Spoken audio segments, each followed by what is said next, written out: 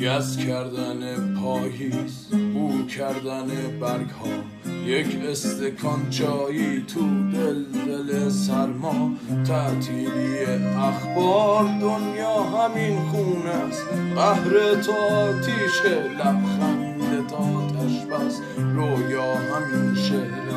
در انعکاس تو،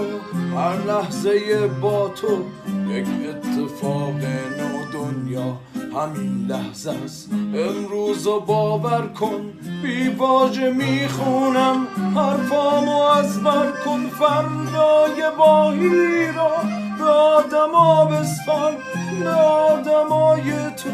روزنامه و